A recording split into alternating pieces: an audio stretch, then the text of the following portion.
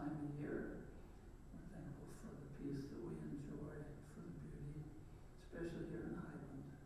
We ask you to bless our residents and the people that help steer our city, that we can do things properly and in the right place with the right frame of mind, the right spirit. We ask you to bless everyone, that they will have peace in their hearts. Thankful to be here, and we say these things humbly in the name of Jesus Christ. Amen.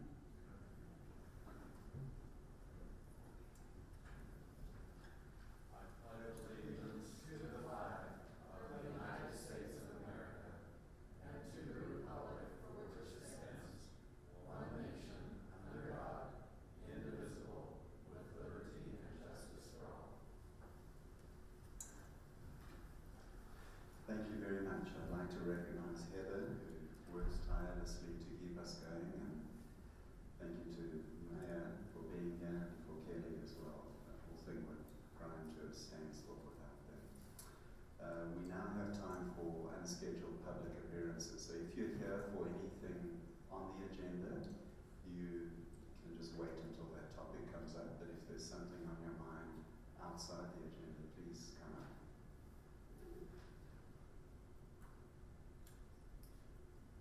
If there's nobody, we'll then move on to consent items.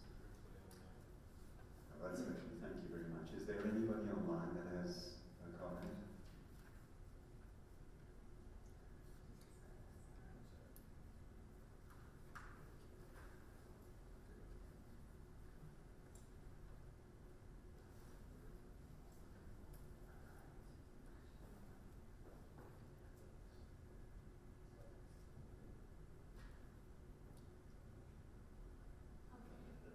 Nobody. Okay, we'll now move on to consent items, and just as a reminder, we can do these jointly or we can do them separately. Do any of the commissioners have a motion with regards to those consent items? I move that we approve the consent items on the consent agenda. Do we have a second? Okay, second by Jay. Yes. Okay, now we'll move on to public hearing, preliminary plat for Abbey Acres. Okay, Yes, thank you, Commissioner Howden, the other planning commissioners for being here. Okay, this is the vicinity map, just to give you a little background as to where this is. This is Alpine Highway, right? That's Timpanogos Highway. My apologies. On the south side, and then you have 11200 north on the north side.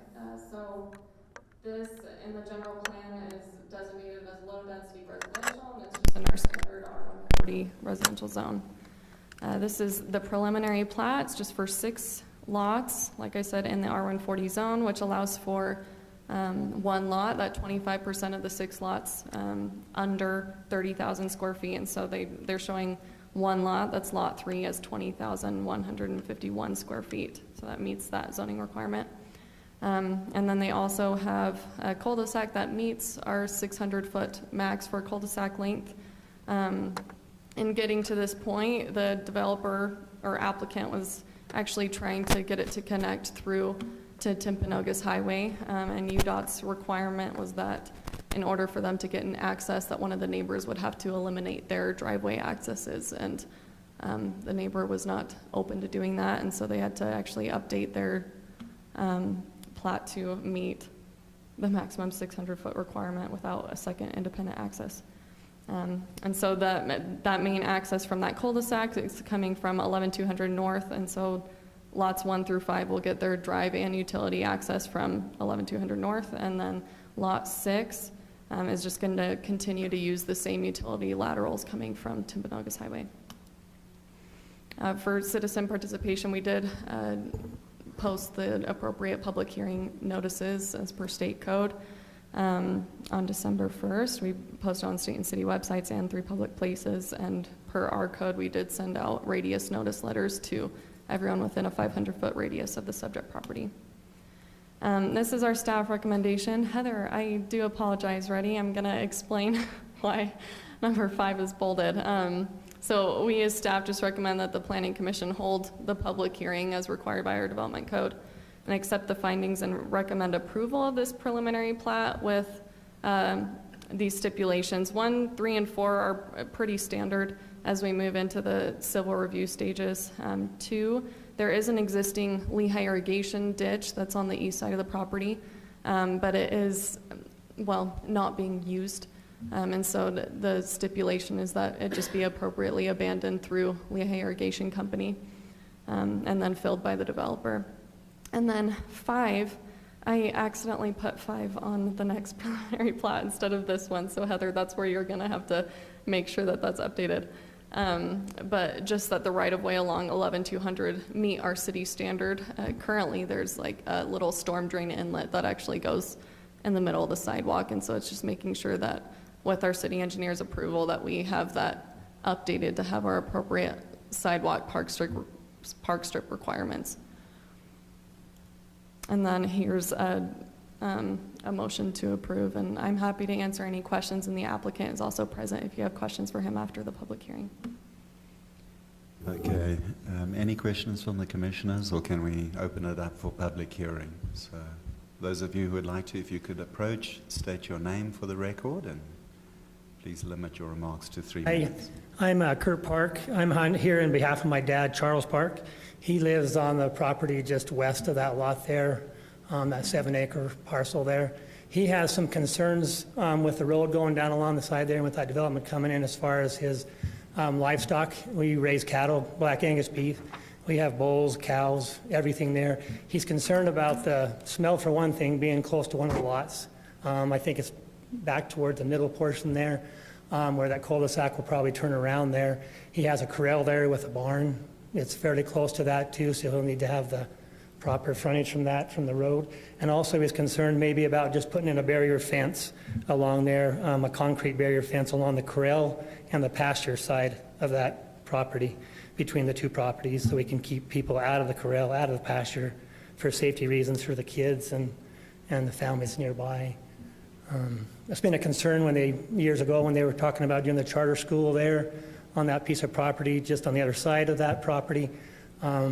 We brought it to the Planning Commission then, and they agreed that it was a safety issue, and they did away with the charter school at that time, allowing for that subdivision to be built there. And it's not been a problem with kids because there's been a piece of property in between there to keep people away from that, but that's one of his big concerns. Another concern he has is the road coming in right there. His driveway borders that fence as well. He's concerned about traffic turning into his driveway consistently because it's a 100-foot long driveway that runs parallel that property line along there back to his house. I don't see it being a big issue if a couple things were done. Maybe if there's a light, street light that's put on the east side of that entry to that, or maybe even the west side. I mean, if it gets on the west side, I guess, flashing down onto the street, it might allow people to see the road better and not turn into his driveway. But some of the concerns he has are those two concerns mostly. Thank you. Just to clarify, that road is proposed, or that curb and gutter on both sides, correct? Yeah, and that's what I was Yeah. wondering as well, actually. Curb gutter, and is there a sidewalk next to the fence, or just a curb and gutter on that side? Yes, correct. So on this west side, sorry, this is flipped, north is this way. On this oh my goodness, west side would be curb, gutter, and sidewalk.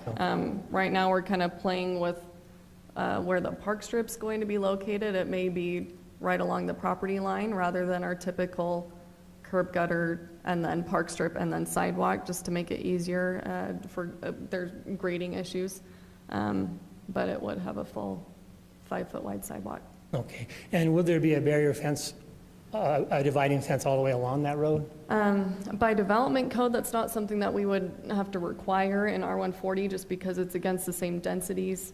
If it's something that you'd privately want to, well, if your father wants to put that in on his side, that's something that he could do, or if it's something that you want to discuss. The with concern is too, the applicant. houses are all facing his property, and his road, and his garage actually opens to the east.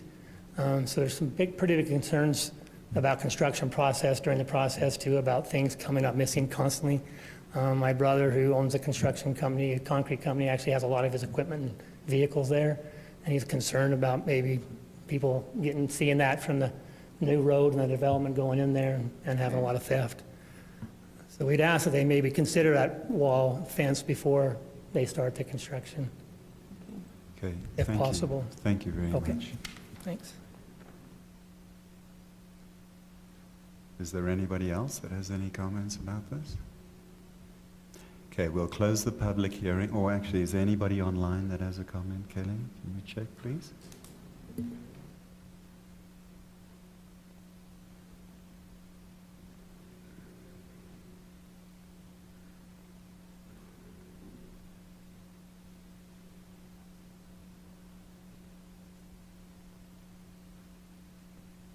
Okay, there's no one commenting online. Okay, we'll close the public hearing, and now, commissioners, your opportunity to ask questions or discuss. I have a question. I've seen situations where an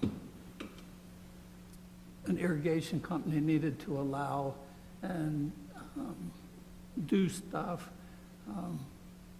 to eliminate a ditch and put a pipe somewhere else, and they're pretty hesitant on doing that. Do we know if, in this case, Lehigh has approved doing this, or is it a moot point? So you know what, this is actually, we don't have a formal like email or letter, but Jeff Murdoch, our Assistant Public Works Director, is actually on the Lehigh Irrigation Board, and he let me know that they did approve it at their last board meeting. So I wanted to keep it as a stipulation just so we got a formal notice from them, but that is something that they were willing to approve. It's a ditch that technically is abandoned but wasn't formally abandoned by the company, and so Right. this is just them doing their due diligence to take it off their radar. Okay, all right, thank you.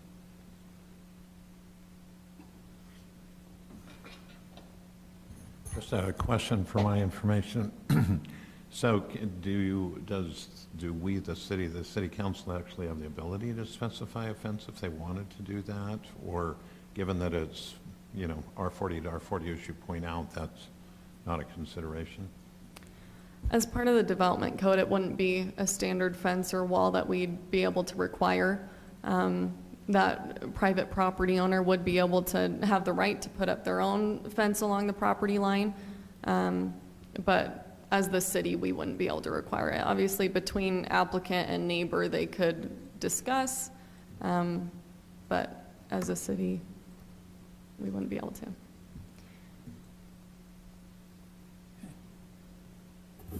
Anything else? Okay. Is anybody ready to make a motion on this? Yeah, please. Would you mind coming up again, just so that we have you on record for Heather? That fencing, is the city not required to have on future subdivisions and stuff to fence that subdivision off from existing properties?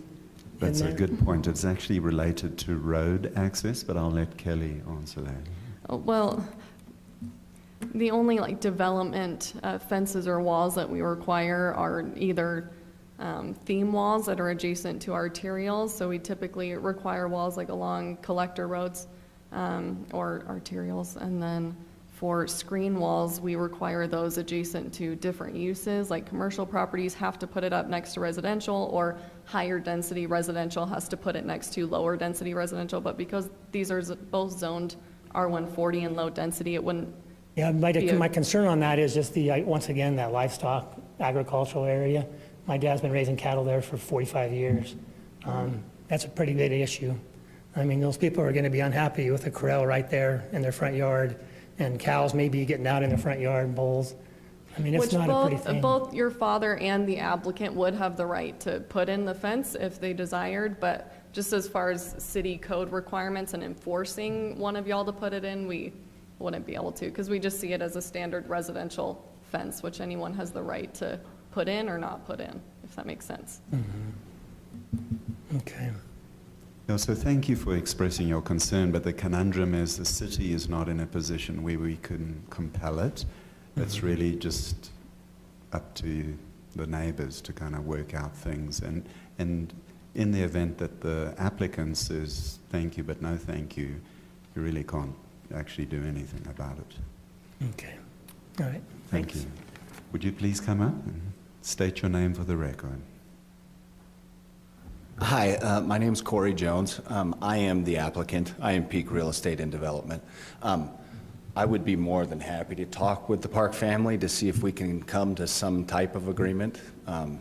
Just to state it out in the open, we want to be good neighbors. What that looks like, I'm not really sure. We've tried communicating with we've tried to communicate with all the neighbors, some successfully and not successfully, over the last probably year and a half that this has been ongoing. So I can definitely talk to the owner and talk to the Park family and see if there's a solution that we can come up with, but I don't know what that is. I just wanted it known. Thank you very much. Yeah.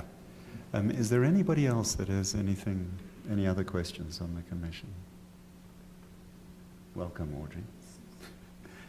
Okay, is anybody ready to make a motion? Yeah, I'm ready to make a motion. Could you put that slide up to approve the preliminary plat for the Abbey Acres with the stipulations that are on the next page?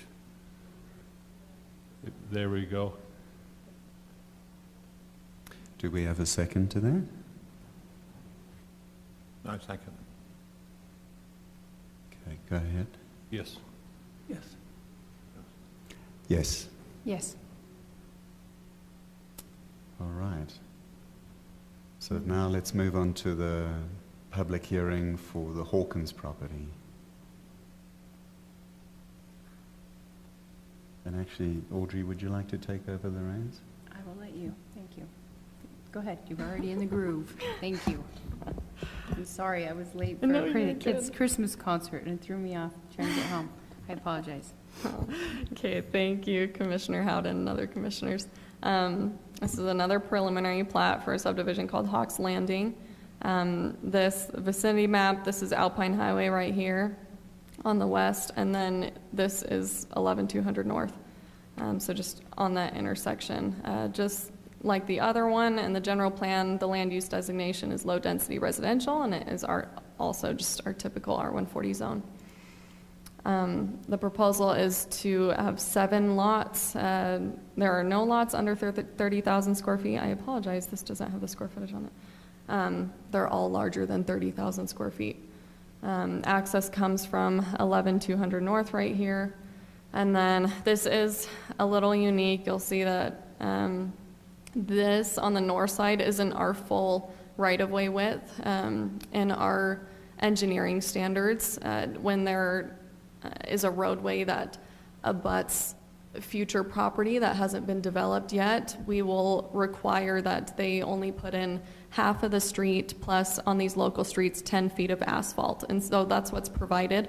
And that gives the future property access and also flexibility in how they're wanting to lay out their property. And so the rest of the full right-of-way width will be completed with the future development to the north. And then appropriate public hearing notices were sent out on December 1st. Like I said before, this is another one where we send out 500-foot radius notices to the neighbors around the subject property. This is where I messed up, Heather, okay? We just recommend that the Planning Commission hold the required public hearing, accept the findings, and recommend approval to the City Council of the proposed plat with the following stipulations. 1, 4, and 5, which are technically 1, 3, and 4 because 2 doesn't exist, okay, are our standard stipulations for development. And then number 3 is just regarding our ditches associated with this property as well. These ones are a little more complicated, where one of them will have to be realigned and piped along 11200 North, and then it goes into Alpine Highway as it serves the property across from Alpine Highway. And so they're working with the Lehigh Irrigation Company right now and going back and forth, reviewing plans and making sure it's up to their standards. And so we just added a stipulation making sure that that process goes through as required. And then there's a proposed motion, and then the applicant is also here if you have any questions for him. Okay, thank you, Kelly. Let's open it up for public comment, please.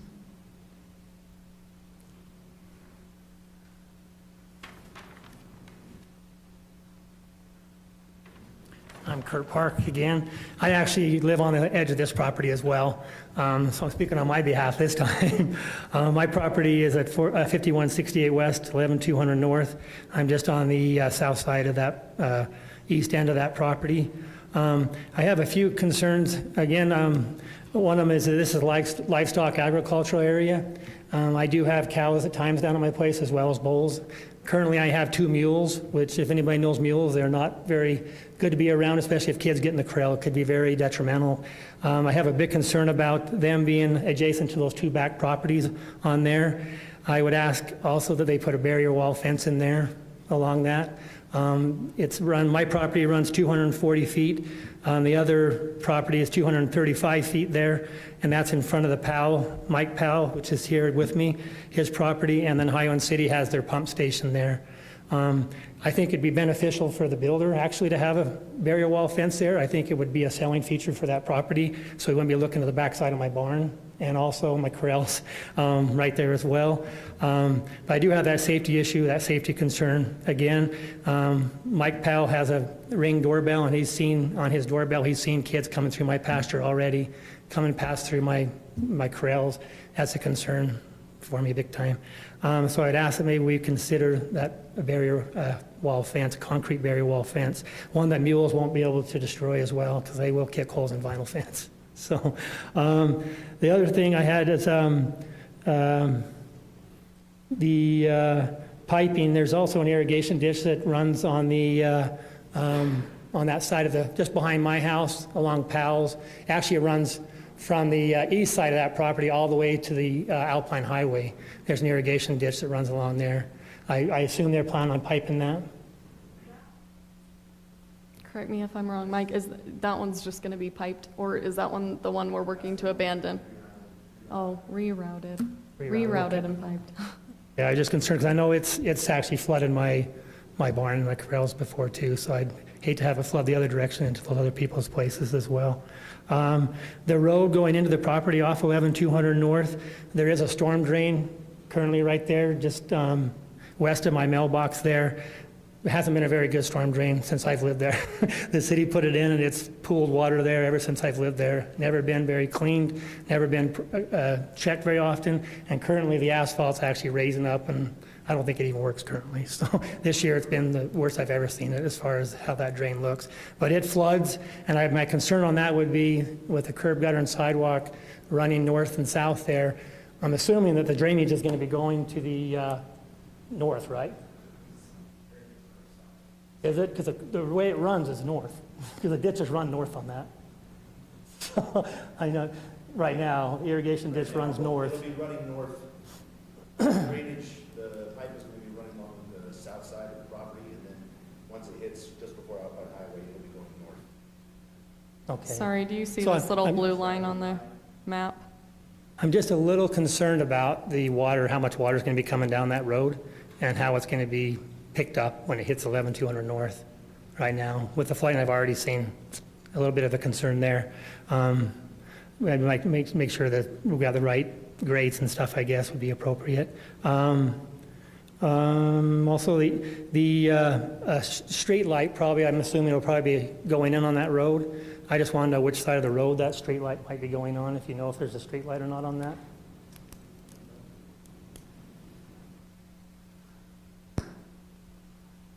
And I also see on the plat that I have here that there's a little jog in that road where it jogs over Yes. away from that property. Was that to allow for the property 30-foot leeway there from the house? There was, Right. Approaching any closer. Okay. So we came into our land a little bit more there. So that way, turn coming into the subdivision, Okay. it doesn't affect your property at all. Okay. That's why I was just wondering about that. And then if we did a wall, like a barrier wall on that north side, I'd ask that we put a little barrier wall on that back side of my property there. We're planning on putting, just so you know, we're planning on putting a barrier wall all the way around. Okay. So Will it be a concrete barrier wall? a 6-foot precast. Okay, that's what my concern was, because with the animals and stuff, that's great. Let's see. And then my concern on the road going through on the north side of the property there where the cul-de-sacs and stuff are, it looks like that road could easily continue on. Do you know if we're going to block that so it'll just be a close cul-de-sac subdivision there? Well, I don't have control over the land to the north. Yeah, not yet. Control over that, and he was not interested in selling it. Yeah. He had no interest in ever selling it, but, Again, my concern on that would be traffic. Right now, traffic's already a concern on that road. Most people that come down that road and use that road, there is a church on that corner on the Alpine Highway and 11200 North there, so you get a lot of traffic there. It works fine for the people going to church, but people coming down the road to get onto the Alpine Highway, they tend to turn into that subdivision there on the, I don't know if it shows that street just past mine. It's just past this other way a little bit, that goes from over to the Timpanogos Highway. They turn in that subdivision and go there, so it'll be kind of a jog for traffic zigzagging through the neighborhoods.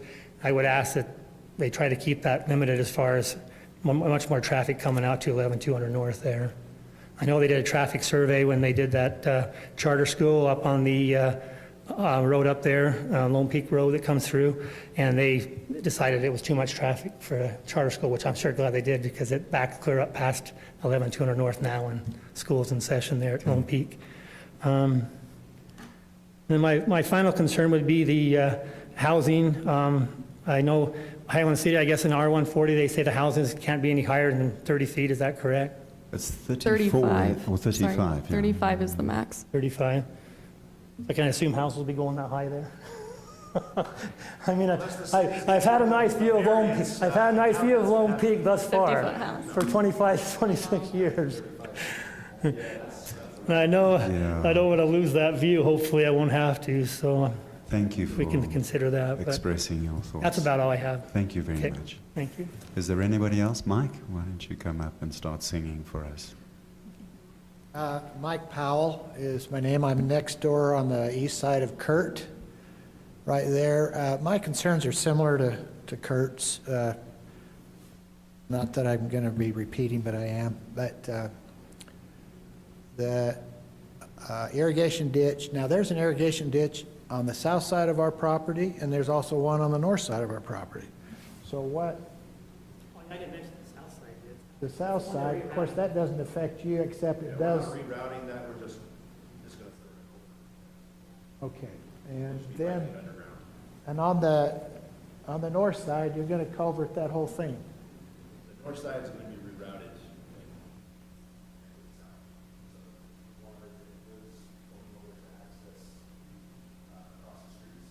It's not gonna be coming from the south and then rerouting. Hey, excuse me, would you mind just coming up so that Heather can hear clearly? You've got a very loud, booming voice, but just for the record.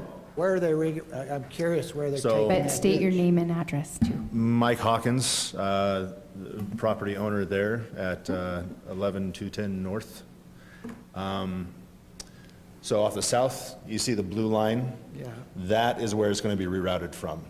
And so Okay, but- it's going to come across the south end and just before Alpine Highway, be rerouted north to where the existing junction box is to cross Alpine Highway. okay, on the north side of my property and Highland City property, that There's the ditch, ditch along the there. ditch comes through there. And that's one I'm concerned about, and Kurt also, Yeah. because it's kind of, if it's left open, is that going to be covered? That's going to be abandoned and it's going to be graded. And so Oh, okay. that's not going to be an issue for Won't you be an anymore. issue, okay. Yeah. All right, that's what I wondered about, so.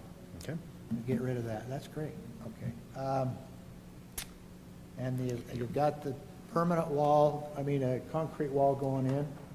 Yes, so the Okay. 6-foot precast will go around the perimeter. So from the west side of the park house up to the northern boundary of his property, all along the southern part of our property, yeah, to the east, and then along the backside of that property as well.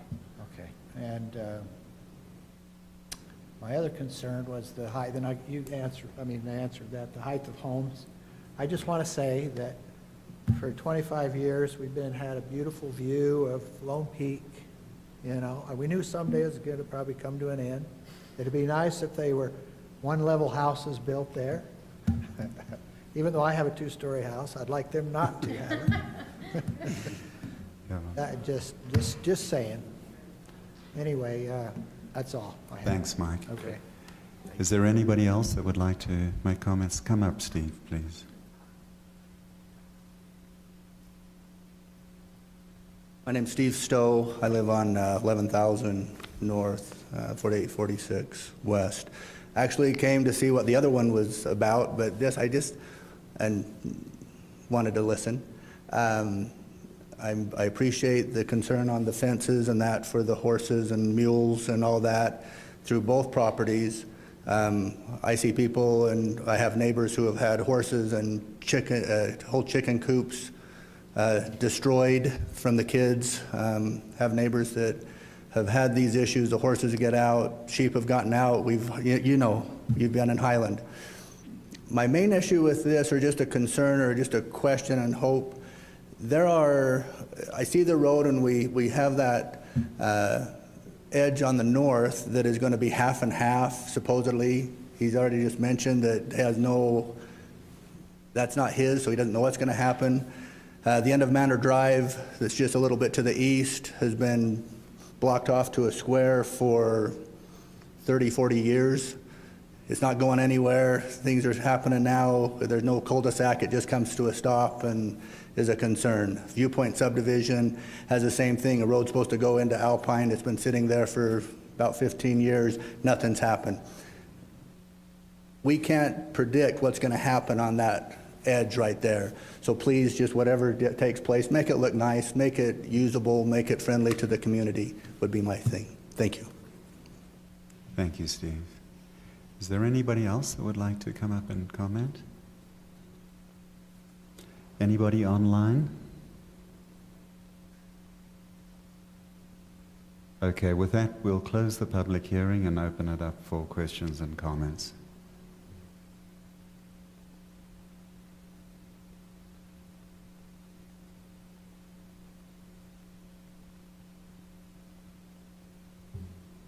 No?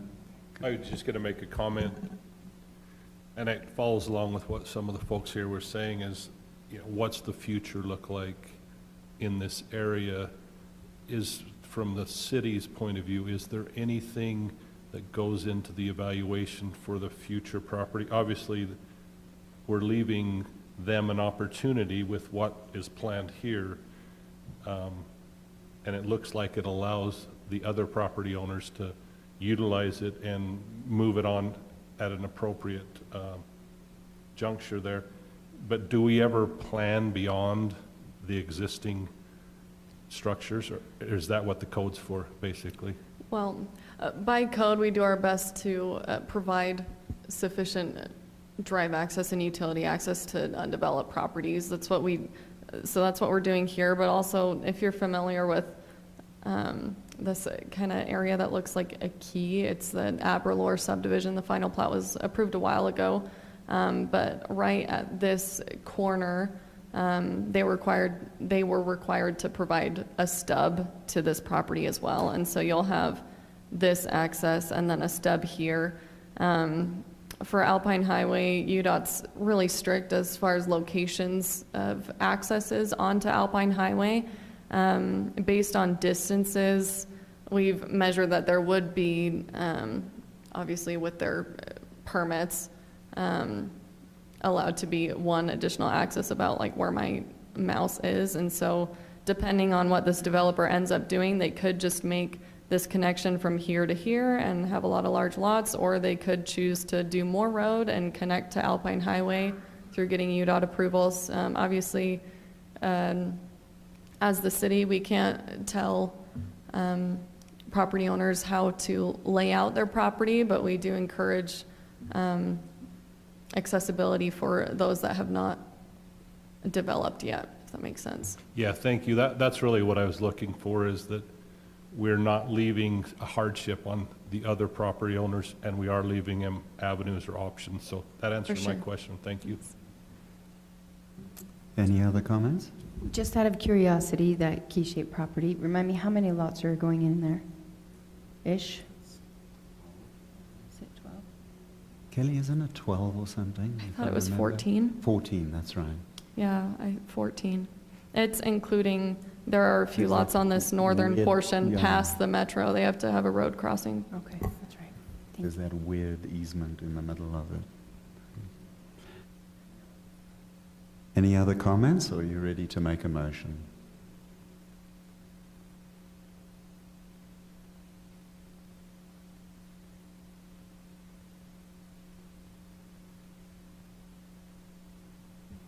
I'm good, and I'll make a motion to approve the preliminary plat for the Hawkins Landing subdivision, subject to the stipulations recommended by staff, which is essentially following our code. Okay, do we have a second? I second that. Okay. What is your, Yes. Yes. Yeah. yes? Yes. Okay, that's approved. And just as a general comment, if you don't fancy the 35 feet, please feel free to come to City Council and just to express your, I'm not sure where it'll go, but as citizens, we all have the opportunity to open our mouths. And Jackie and I live on 6,000 West, next to 47 acres, 14 acres, 80 acres, and subsequently we now live on our own little 5 acres. And so we empathize with you, and we have horses and chickens, and our city character is changing, and we're not in a position, unfortunately, to impose our preferences on other people. But thank you very much for coming tonight. Okay, we're now going to move on to a public hearing, a text amendment about park or planter strips. Okay, thank you, Commissioner Howden, the other planning commissioners. So for this text amendment, the City Council did discuss this potential amendment a little bit. Commissioners Howden and Moore actually attended the City Council meeting on October 18th and presented to the council, sharing their desire to require xeriscaping in our city's parkway details, as well as in park strips for new construction, or new park strips or updated park strips.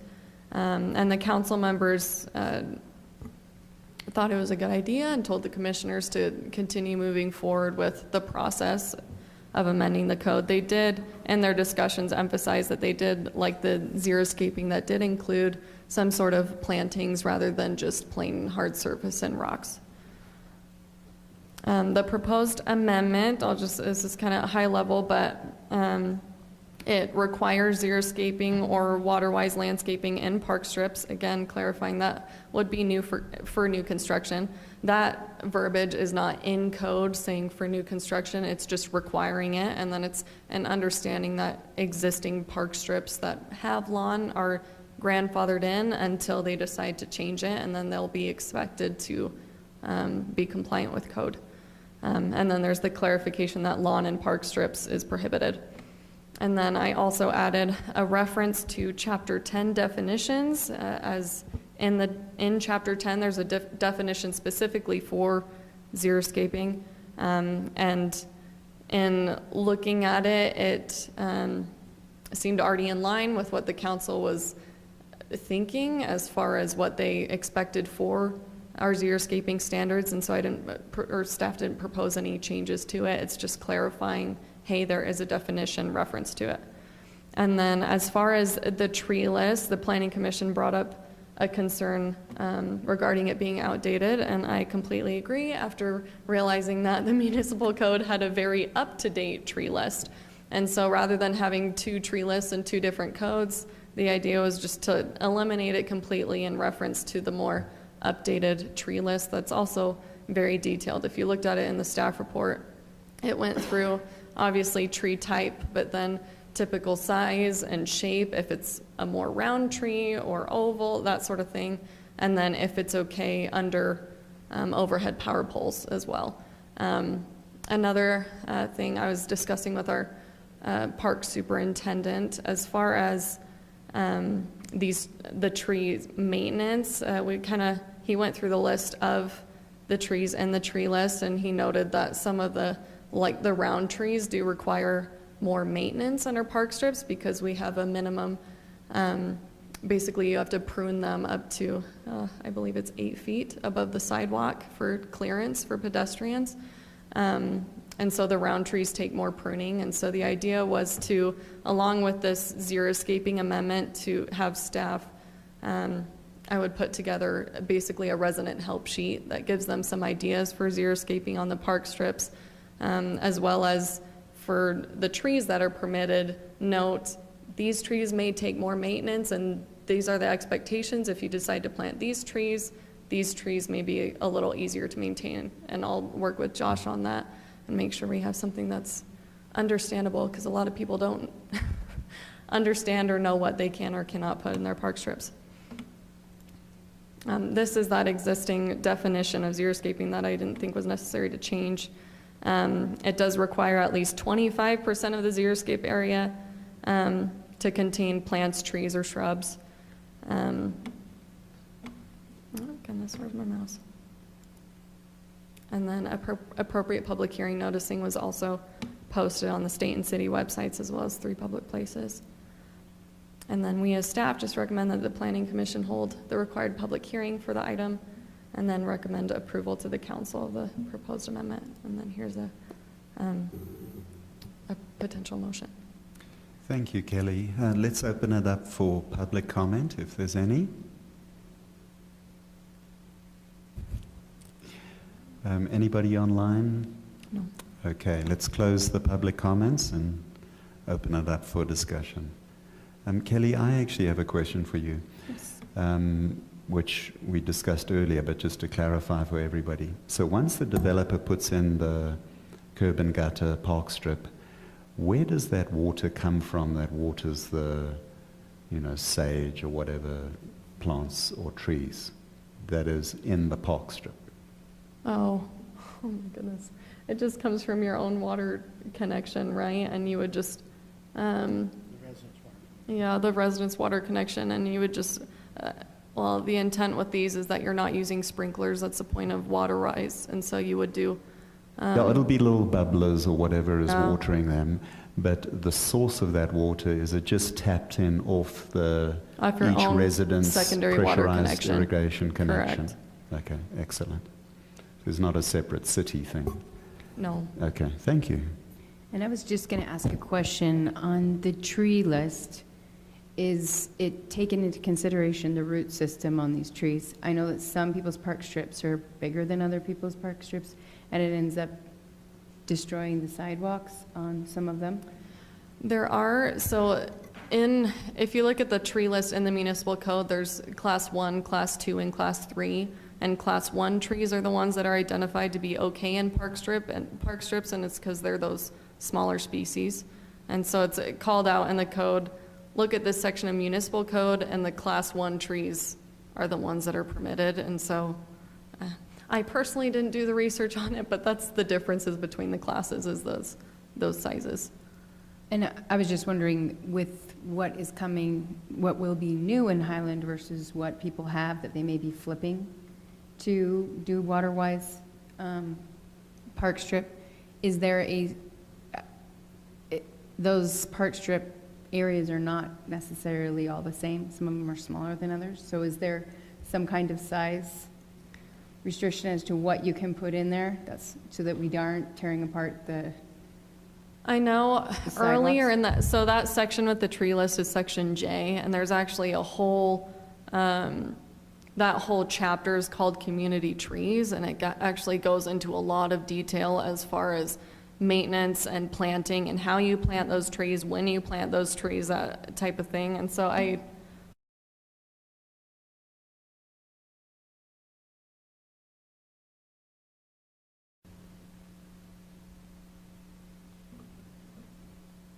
Because if we can make that part of the education when a resident's applying or whatnot, and they have that help sheet, they will know we can prevent future issues with it. Right.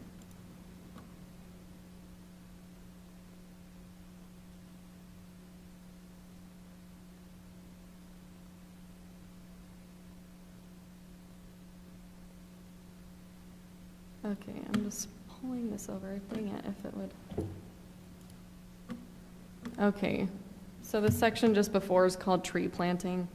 And it goes through general tree planting standards and then planting procedures. And I,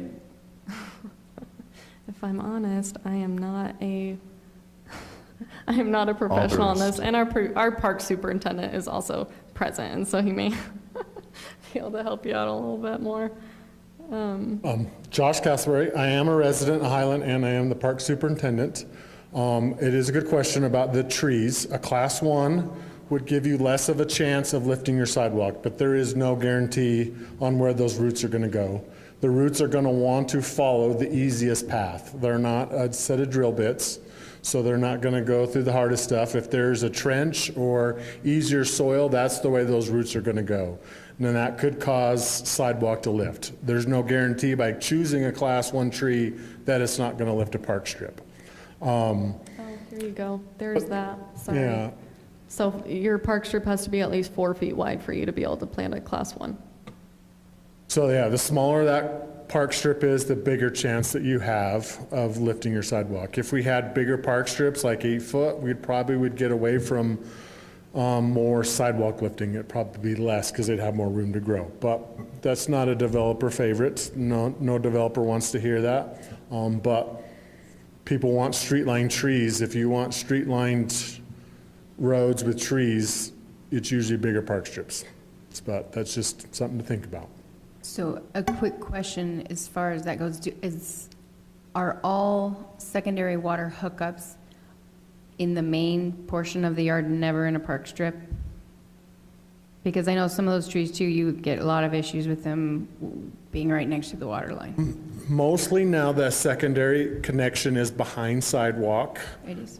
There are some neighborhoods that are older that they are in the park strip area. But generally now, most of them are behind the sidewalk. But that's not a for sure thing, but in most cases they are. Do you have any concerns with anything written in here? No. The Nothing hard you part, wanna bring, Tom? and I don't want to deflate anybody, but the hard part is no one checks on this. And that's, the hard part is they say, hey, my neighbor's got these great trees that are red in the fall, and I want those in my park strip. And I can tell you right off the bat, it's a maple tree that's way too big for the park strip. But that's what they want, and so that's what the landscaper plants. He's happy. Hey, I planted 5 trees. They're super happy. He goes down the road. 5 years later, they're like, man, our sidewalk's looking a little wavy. But it doesn't consider it in because they planted those trees. The sidewalk is starting to move. And then 10 years, it's changed, you know. But that's the hard part is most people say, oh, my neighbor's got these great trees. And that's, they just tell the landscaper, and that's what he plants. And so that's the hard part is getting this out so that people realize, hey, there's a certain size tree that I need to put in there. I would, and I could be wrong, but I would guess there's a very small percentage that contacts Kelly and says, hey, what tree can I put in my front yard? Well, I'm with you on that concern because I can't walk down the sidewalk in front of my house because I'm too tall to fit underneath all the trees that are grown over the sidewalk. And so, to your point, nobody watches it, nobody maintains it, and I'm not gonna call, I can't remember his name, to come and write him a citation to. Yeah, Mr. trim their Wallace, yeah. trees. But, yeah, that's a concern for me is even having trees in there, you just can't walk down the sidewalks. It's hard for people to realize that once you plant them, there's still some maintenance going to be required of lifting those branches and cutting those off. And frankly, some people are scared. They're like, man, we spent $600 for this tree or $300. I'm scared to cut a branch off because I don't want the thing to die. I don't want to be the one that cuts the branch off, then it dies, and they're just scared to do that. And that's probably some of the hesitation there. I'll appreciate that, thank you. Yeah. I did have a question for Kelly, the safety aspect of this. So I didn't read in there that it has to be so far back from corners or blocking egress from driveways. I know that that's got to be a concern, but is it addressed and I just missed it? Okay. Sorry, it's just in a different section of the code. Okay, that's fine. As long as it's addressed, I didn't see it in the literature you sent. Yes. Okay, commissioners, anything else? Jay or Tracy or Audrey?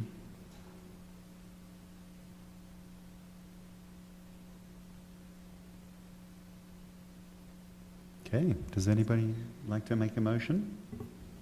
I'll make a motion. I move that the Planning Commission recommend approval of the proposed amendments to Section 3-621 park or planter strips to require new park strips to be xeriscaped or water-wise landscaping and update the tree list as presented. Okay, do we have a second? Yes. All right, let's go ahead and vote. Yes. Yes. Yes. Yes. Yes. Okay, thank you very much. Now, Planning Commission and staff communication items, just a list of our future meetings. And I believe we can adjourn unless anybody wants to spout some kind of soliloquy for us. Well, I'm just disappointed we're not going till 10. Oh, I'm so sorry to break your heart. Sorry, do you mind? I'm gonna give y'all a quick heads up, just for moderate income housing. If y'all remember, the Planning Commission did recommend an amendment to the general plan regarding our implementation measures and timelines for moderate income housing.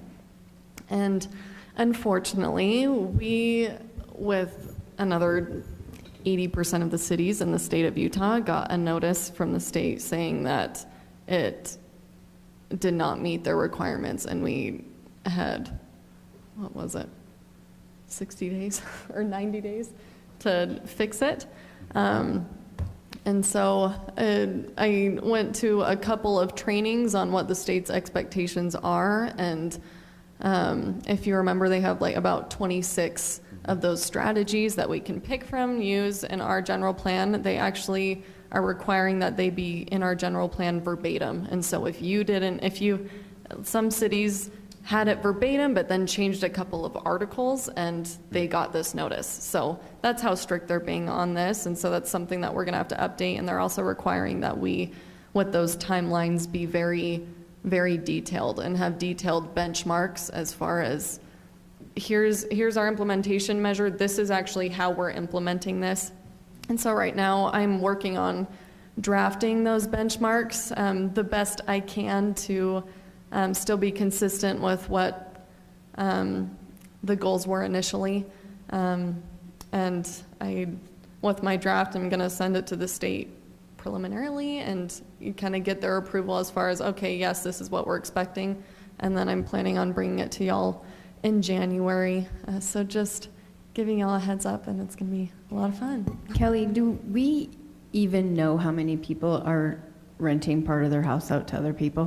Which I think is the primary thing that's happening in Highland.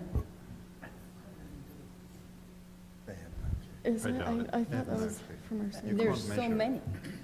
We know what's legally being rented out. Which honestly, we have a lot more approved accessory dwelling unit permits than most cities that I know. I know a lot of planners that have 2 or 3 permits, and we don't have a ton, but we have like 30 plus approved, permitted, building permitted, like that many homes that have really gone through the process correctly, which is really great. But I think yeah. the census came back almost 20%. The renting. residents, the 20% of them are renting, which we, we're assuming some are going to be in the main home, but there are going to be some that are also in accessory dwellings.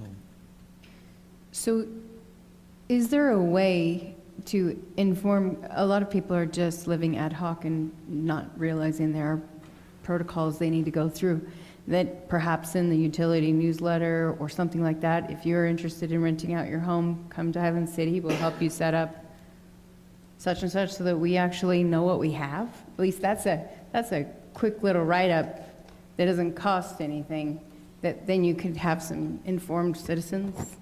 No, fair. That's a really good point. I do get a lot of calls on it, and every time someone is selling their property, they'll ask and make sure that it's allowed, because a lot of buyers, that's what they're looking at, is a potential ADU.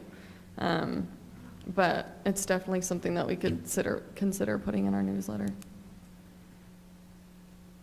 Thank you very much, Kelly.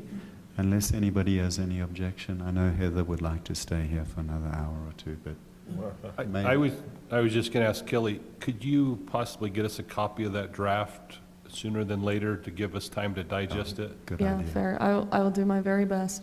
I'm like, I have it drafted now, so I should be able to get that to Thank y'all you. first of the year. Okay. I have a question or comment. The cynical side of me says, are we taking a gem, meaning Highland City, and letting people that have raised West Valley City, the ballpark area where they burn houses down every day? And listen, is the state trying to steer a diamond and put it into the rough?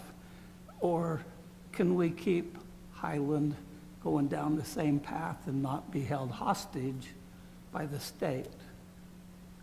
Unfortunately fair not. comment? Yeah. They unfortunately are the boss of us, I within mean, limit. Can they come in after the fact and say, hey, we want this changed, we want this updated, and you have no control? Well, the question I have is, our advantage is that we're almost built out. And they can't make you subdivide people's private property. So in that sense, right, we have a better scenario than most, but we do have to figure out some way to accommodate. But one of the things they did talk about is our cities grouping together to be considered an area that would meet that quota because of particular circumstances, like it's being built out or something like that. Do you remember when they were talking about that? There were different cities that were working together to meet I that. honestly don't recall. You mean they, Remember during as in a this- training when they were giving this originally, they were talking about there's different ways to accomplish this, and some have cities that are partnering together because they might have a higher density, but there's not a lot you can do in your area. So you're going to, add your secondary dwelling units to their high-density housing and turn it in as an area. That's what I was wondering about. Are you talking about like the station area plans? Maybe not. Okay. I wish we could go city by city and kind of group together and try to accomplish goals that way, but right now the state is municipality by municipality. They just honestly, they're not looking at it as like a metropolitan area. You might, so commissioners, when the struggles that the council's having is, if you, Ridgeview, which is over by the Lone Peak High School, when this very first started coming out, we tried to address some of that moderate income housing by over at Lone Peak High School. And it appears when we did the 689 units, we would have been better to say, we'll do 50. Oh, you want more? We'll do another 50. Oh, you want more? We'll do another 50. But because we responded in a little bigger way, we're having some struggles. We're going to try to work with some of our state legislators saying, well, hold it. If we heard you the first time and we started to put something in place and we're moving forward with that plan, can we get some credit for that? But as you get the moderate income housing, this will be something the state legislators, I believe we're 37 days from when the state legislators get together. As of today, we are hearing from what we are hearing from the League of Cities, which is what, if you want to say our body that kind of represents all the cities, they are stating that this moderate income housing will be something very important. What they're hearing, and I shared with Kelly, is that we're going to need to look at our general plan. They're going to, in the general plan, a lot of times you just put land use, and then someone will come apply for zoning, as a zoning map later. What they're stating is, if you put that in your general plan, this type of, you want to have this type of use, then that will be the master plan, and they don't have, that will be the zoning. And so we're going to have to really look at some of that. But some of the areas, when you get the criteria again, one thing, and I'm not saying this is what we do, but maybe we look at something with our public safety and say, hey, we will put some type of program in that if they are going to work here for so much, we will help them with towards some housing in the city to try to encourage and make it affordable for some of our public safety. So look at the criteria and help the council, maybe help us where areas where you see in our community, it is hard. The ADUs, which you talked about, we are meeting up probably a little heavier than some other areas. But, and so that's one criteria we're meeting. We thought we'd kind of been addressing some of these, so we're a little frustrated because we thought we'd been proactive in it. And so we've just got to work through, hey, can we get counted for what we've been doing for the last couple of years? Specifically at Ridgeview, we've got our town center that has a little bit more density. What they're trying to do is density. So what, because we and Alpine are in a unique situation with the mountains and the canyon and UDOT, can we show reports and things like that to show the traffic?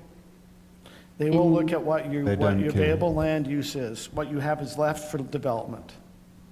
And we do need to be careful, because if they do come in, they can change the zoning, and our R140 lots, they can say, hey, there is no zoning there, and people could subdivide their R140. So we've got to be, we've got to be protective. So. Okay, thank you, Mayor and Kelly. The meeting is now adjourned. I think you have to do a motion to adjourn. Okay. Please, somebody second my motion to adjourn the meeting. Motion to adjourn. Okay, all those in favor, please Second. leave the building. I second it. Oh,